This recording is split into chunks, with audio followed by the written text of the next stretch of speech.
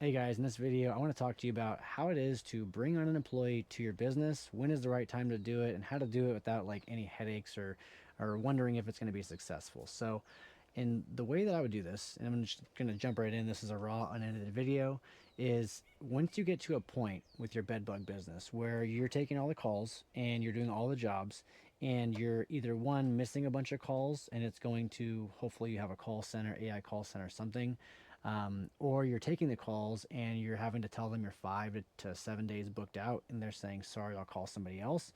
Like at that point, if you don't already know it, you should have an employee there with you. And it doesn't have to be your admin. I would probably bring on first would be a technician, because if you have a technician out there who's able to go do the jobs, and then that leaves you more time to make the sales because you are the best salesperson in your business, that allows you to schedule more and more jobs instead of missing calls. Because every missed call, if you don't already know this, you missed the phone call because you're talking to a customer in person or on a job. You call them back in 10 minutes and you might get this, oh, hey, we already found somebody, and don't worry about it. And you just write it off in your head. You go, oh yeah, no big deal, whatever, that's just what it is. But what you don't realize is that if you would have taken that call and you would have answered the questions, you likely would have closed the deal on the bedbug job, which is what I had found was happening to my business early on when I was missing these calls. So even though you don't realize that you lost the job because you couldn't pick up the phone, because you were out in the field doing stuff. So the first thing I would do is, when you get to the point where, yes, you are so backed up and you're missing so many calls, you got to bring on a technician. And when you bring them on, to train them, for me, it would take like 3 to 5 days if they were coming out of the pest control world, because a lot of times they had the lingo already figured out. They already knew how to talk to customers, and more so it was just showing them how to use the heaters in a safe fashion, how to follow the prep sheets and this basic stuff. And usually 3 to 5 days, if they have, I would say some sort of a learning capacity that is above average, then they're going to be a killer. So once you bring them onto your business and you've got them trained and everything, get them in their own van like right away. Like, I wouldn't waste time and have them stay with you for a month or some crazy training thing. Like, get them out there and making money. The most difficult thing I had employees call me on was, hey, the machine's not turning on or whatever. And it was always something silly. It was always like, did you check the propane valves? Did you make sure that the little ball valve was opened up and not, was it parallel with the hose, not perpendicular? Is your propane tank full? Like silly stuff like that, to where you can answer that phone call from them, fix it, and they're going, instead of you having to be on that job for 8 hours stuck. You just handle a couple of 5-minute phone calls here and there. So that's one thing. When you get to the point where you're taking so many calls and you can't do the jobs and you're so booked up, look at bringing on an employee. Another time you can look at this, where you might think, I'm not that backed up, I'm doing 10K in profit a month, maybe that means you're doing 25, 30,000 bucks in revenue. You might want to consider bringing on another employee and then cranking up marketing. So one of the things early on that I did, I was marketing, spending about 3,000 bucks a month on AdWords. It was before LSA, but I was like spending 3 grand, and I was getting, 5 jobs a week pretty consistently, if not more. And I kept on saying, like, yeah, 3 grand's a lot of money. Like, I'm thinking to myself, who's never done business like this, I'm like, 3 grand's a lot. No one's spending 3 grand, let alone, like, there's literally pest control guys that are spending $1 million a month doing their ads. But that's besides the point. I learned early on that you got to spend a lot of money to get that phone to ring. So when I decided, like, hey, what if I just cranked the dial, and I said, let's spend 5 grand and see what happens. And when I cranked the dial, it took a couple of days for Google to like reset their algorithm. All of a sudden, like, I was getting so many phone calls, and I was seeing the money come out of my account from Google every 500 bucks. But it was even more so a point of like, oh wait, I got one employee. If I cranked it to 5 and it got that much busier, and now he's busy full time and I'm busy again full time, it's time to bring on a second employee. So just cranking the dial on the marketing and making sure your cost per click doesn't go through the roof and you're just bidding for the same customer over and over again, that's another factor, as well as like testing that ad spend. If you have a marketing company, they can usually check and see what demand is, like what the keyword research would tell them based on your area that you're marketing into.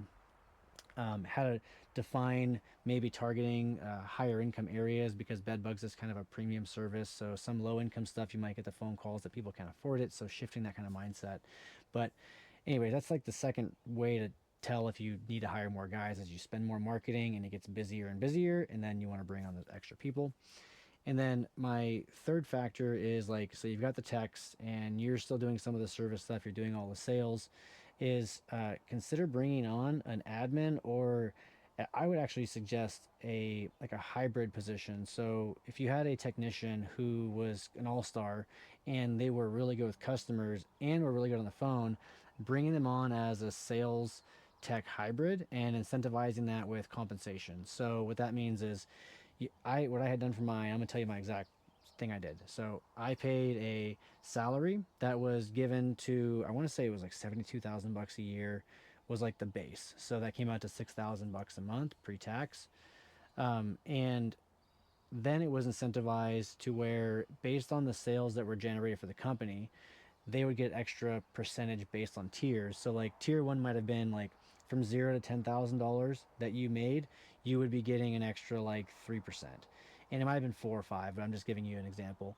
Then from $10,001 to like 20,000, it would go 1% more off of the total thing. And then at the very max, it was like if you did more than 25, 30,000 bucks in sales, you would get the max tier thing, which might have been, 6, 7%.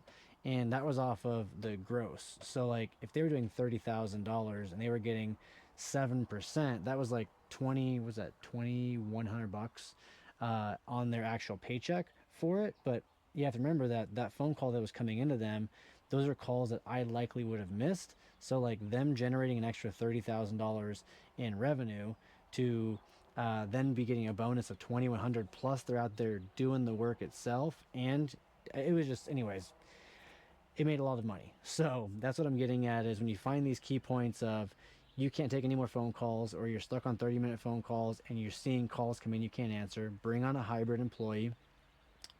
You could do a call center, which I had done as like a cheaper option, but because I knew I needed a technician and I would have liked to have somebody in-house answering the calls who like understands the process, unlike a call center who might be just giving them the basic generic stuff, it made more sense to just pay them to do that because they were already getting paid more than a technician, but they were doing more. And ultimately, in my business example, that's who I ended up selling my company to. He became my general manager, ran the day to day, did the payroll, did all the employee management stuff, and then that's how I was able to sell it off to him.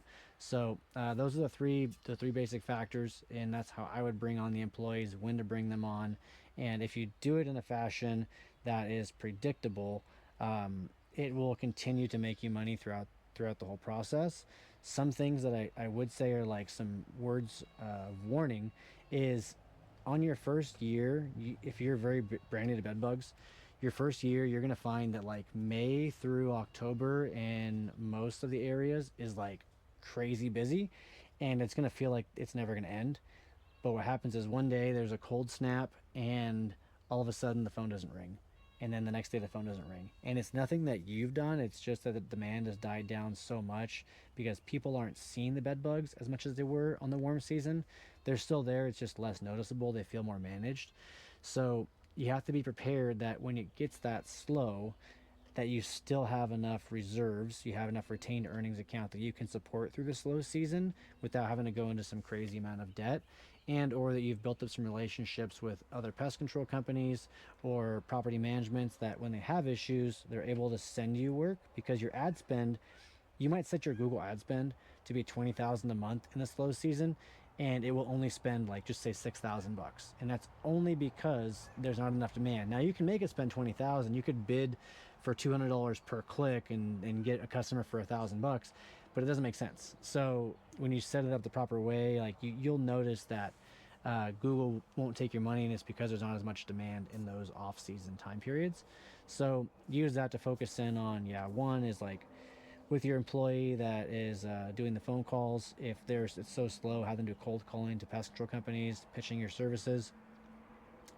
And then if you can even hire a cold calling team that's relatively cheap or somebody off of Fiverr, like these are some other great ideas. So anyways, I just want to help out. Hopefully this has given somebody some insight. If you are interested in learning more about bedbug stuff, there is a Skool group that I've started where I've got a bunch of training on there. It's all for free. You can join. I'll link it down in the description. I'll also pin it in one of the comments. And then if you have questions, if you have a bedbug business and you'd like to see me make a video about it, please drop that down in the comments. Or again, the Skool group is completely free. Jump in there, send me a message, whatever works. And other than that, I'll see you guys on the next video. Bye bye.